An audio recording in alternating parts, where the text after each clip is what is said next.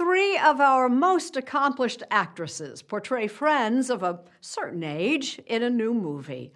Their characters are at sea in more ways than one, as we hear from Rita Braver. And the winner is marvelous Meryl Streep. What happens when you take a 3-time Academy Award winner? Get that. That's my speech. So it's your speech there? Okay. A 2-time Academy Award winner. Diane Wiest in Bullets Over Broadway. And a 5-time Emmy Award winner. Candice Bergen, Murphy Brown. And put them in a movie together. It's about time, regret, friendship, opportunity, and love and money. Candice, now you got to top that. I would throw in a tiny betrayal. And Diane, from your point of view, how do you see it?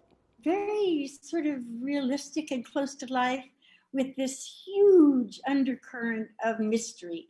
Meryl Streep, Candice Bergen, and Diane Wiest co-star in the HBO Max film Let Them All Talk.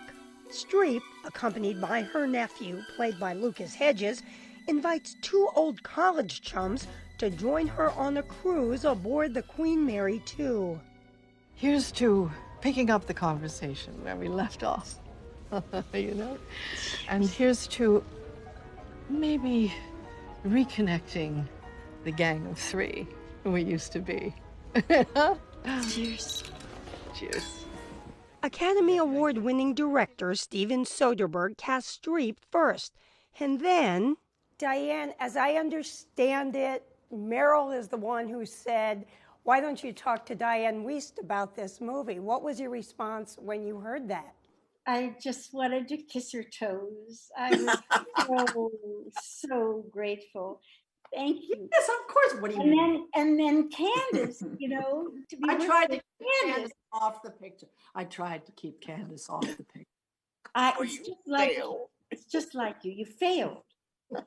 You were trying to keep her from stealing the movie. Candice, when they called you and said, okay, these 2 are in the film, how'd you like to join? Your response? I didn't know what to say, frankly. It was a remarkably stress-free shoot in every way. I'm going to start work on my manuscript. Streep plays an unhappy, self-centered, Pulitzer Prize-winning author. Sometimes the sources that a writer uses are very close to home. Alice is a woman who has no family. She's someone who was devoted all her life to her craft and her art. She seemed like she wanted to crawl out of herself. She knew there was maybe something a little bit wrong with her, but she didn't know how to fix it. Oh, that's great, Rita. I am going to you'll be seeing that coming press materials. Bergen plays Roberta, who struggles financially working as a lingerie saleswoman. Are you Carol? No, I am Roberta, No, as you can see. I do see it if you now. have eyeballs. I do. She believes that Alice, Streep's character, sabotaged her marriage with a rich man. Roberta grew up poor in Texas, and her only pet was a snake. And then Meryl uses Roberta's life for a plot for her novel, which reveals an affair that Roberta's had. She said she uses people from her life, and she is going to use me in this sequel. I don't believe that, dear. I really don't. I know it could seem that way if you twist it. If you twist it the other way, you know, she has the same memories we do of our days together. They're sacred. Wiest plays Susan, a grandmother who understands how hard it is to rekindle friendships. The love of a friend is something that must be constantly woven. You can't let it go and then say hi. As these behind-the-scenes images shot by Candice Bergen show, Soderbergh acted as cameraman as well as director, making the film, before the pandemic, over the course of a regular cruise on the Queen Mary 2, with paying guests as extras. And Stephen would sit in a wheelchair and we would shoot. He shot a full-length feature in 2 weeks. And though all of the actors were told the storyline and what should happen in each scene, they actually had to improvise their own dialogue. An older woman, apparently. An older woman? How much older? Like in her 80s?